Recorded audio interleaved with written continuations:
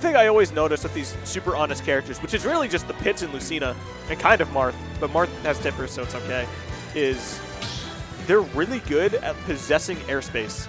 Like, yeah, right. They're usually floaty. They have Nair takes up a lot of space and a lot of area commands. Like, if someone has to move into you and it's an airborne situation, like you're below stage, it's pretty bad. But that's usually as good as they ever get.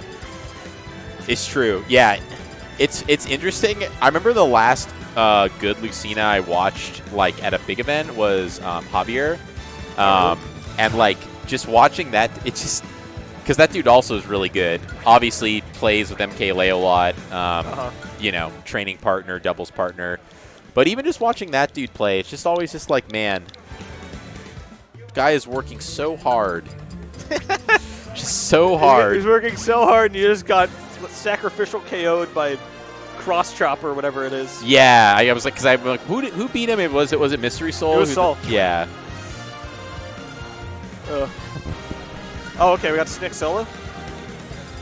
Seeing a lot of Southern Washington right now. Well, Ditto's not really Southern Washington anymore. We got the right people up. Hold on. Sorry.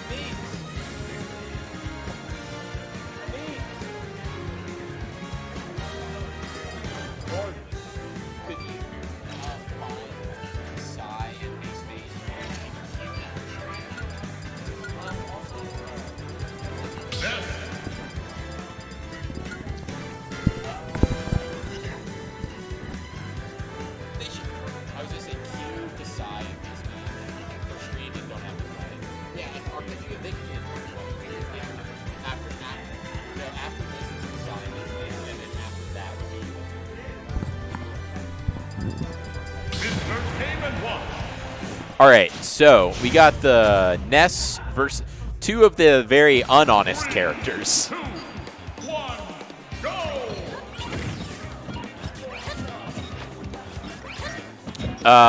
Two of the least. Yeah, two of the least. Well, maybe not the least. Ness isn't the least honest character, honestly. Like, actually, he's got some dishonesty, but Game & Watch is, you know. Yeah, these two are interesting because they're two characters that you see a lot who are just always trying to take their turn as hard as possible and always trying to steal turns away from the opponent. They got, you know, fat buttons, fast startup. Maybe not Game & Watch. Ness, Ness just has that blender, insane advantage state.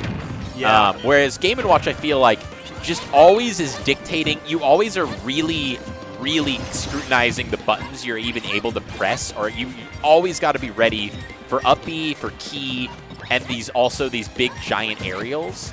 And like his blender is not, I would say his blender's not as good as Ness's. Not as fast. Not as fast, not quite as brutal. But yeah, you just like, you have to remember that parts of your game plan that you're used to utilizing might be completely off limits for you 100% of the time. In terms of shield options, on-shield options. I will say, though, as Game & Watch, when you've got someone above you, you know it's up air time. Right. What's going to happen to you if you miss? Another one. Yeah.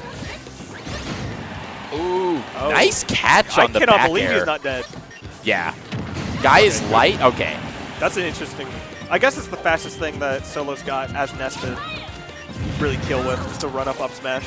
Yeah, I couldn't tell if that was like the pivot cancel version or whatever, just to get a little bit of extra distance and speed, but oh my god, just caught the noggin.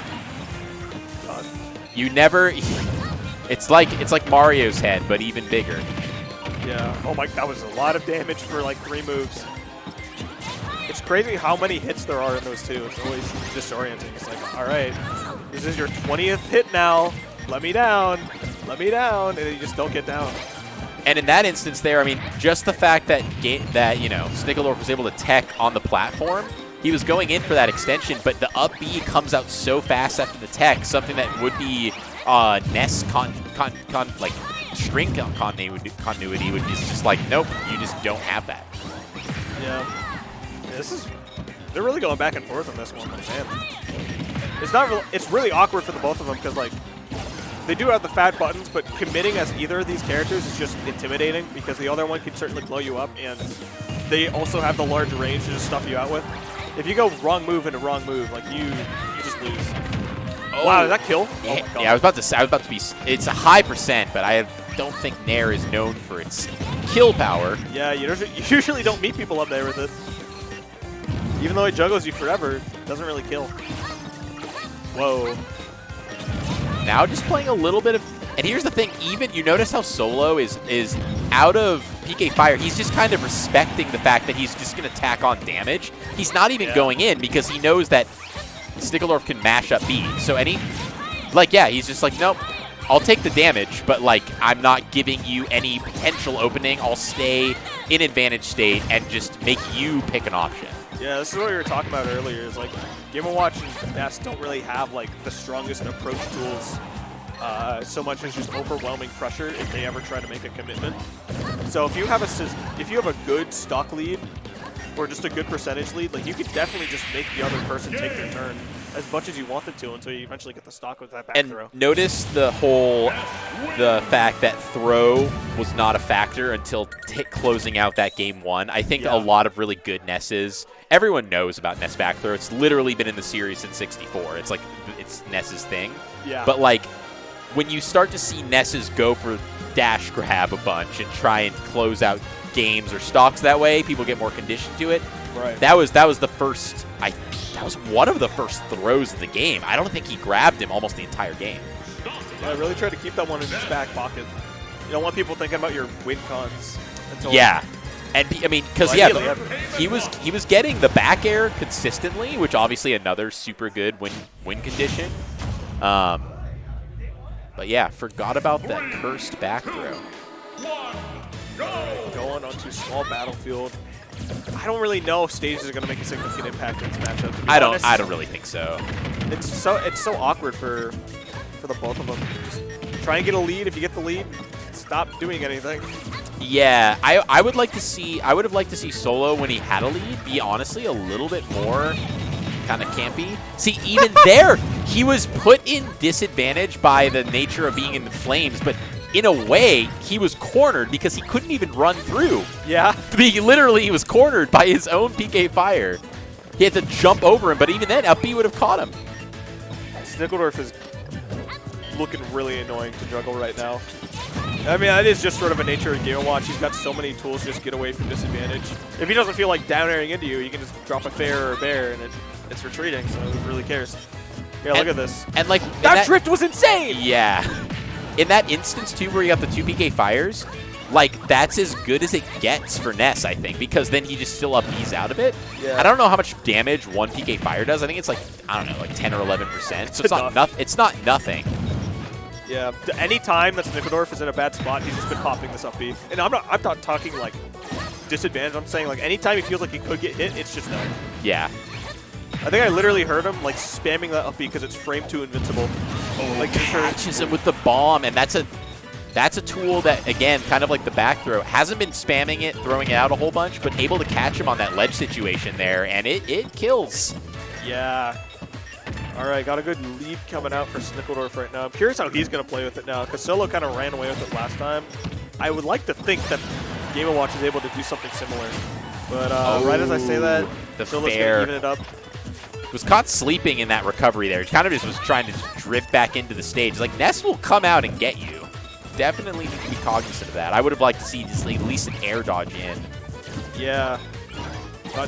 This feels like watching a Ditto. You know what I mean? I can kind of see what you're talking about. Like, yeah, the way that these two have to play around each other. I'm just thinking about also, I don't think I've actually seen very much Ness Game & Watch ever. Yeah. But their traits just feel so similar, where it's like it's just tricky to catch them, but once you got them, or if you have any range advantage, like it's hard for them to do much. I think the main thing is that Game & Watch is, I mean, Ness is just like a mid-weight, whereas Game & Watch is quite light. Yeah, so there is this kind of clock on Game & Watch where all of a sudden now if you get grabbed anywhere on the stage, you're dead, or if you get back aired almost anywhere, you're dead. Whereas Ness is less on a clock in that regard. Yeah, he's definitely still got to get caught when he... the edge guarding doesn't work. All right. But yeah, 130 from the middle of the stage is going to take it. And now I want to see Solo kind of try and slow the pace of the game down even more, frankly, and just like... Good weight. Didn't quite get the punish, though. Like, I mean, it's almost like why even throw out options against him? Like, just... Because you're Ness. I would say, oh, man. But like you mentioned before, like, yeah, like, don't go for the second hit. Like you were saying, though, like, what are Game & Watch's approach options? Yeah. It is fairly committal for him. Like, he's probably got, like, chair, I guess. Yeah, there it is. Especially at this high percent, I would say, like, that's his most sudden random kill move that he's got. Honestly, probably going to lean on it to a fault in a situation like this. Yeah, and I mean, with rage, there we go. Chair's going to take it. All right. This is... Yeah, no, this is still difficult for Snick. He'll be better off than he was last game, though. 60% by that multi-jab. Can he get anything more? Nice drag down. And yet, the drag down, I think that's the only thing he's able to get because, I mean, he's probably just mashing up B just to make sure it's an execution check, that he doesn't mess up the up tilt or go for something slow. Yeah. You know something else I just realized? Ness actually can't punish that up B in the way that other characters can. Because if you can, like, feint it on the shield and then make him do it, it's going to, like, oh, there's a good reversal. Yeah. Catches him with the back air. Yeah. That was really the name of this set. It was, like, pretty back and forth. Really, I wouldn't even argue that it was super command. Like, I wouldn't say solo commanded that much more neutral exchanges. It was in his favor. But, like, it was really just... I'm going to catch you at 80, 90% or something on the side with back air, and that move kills.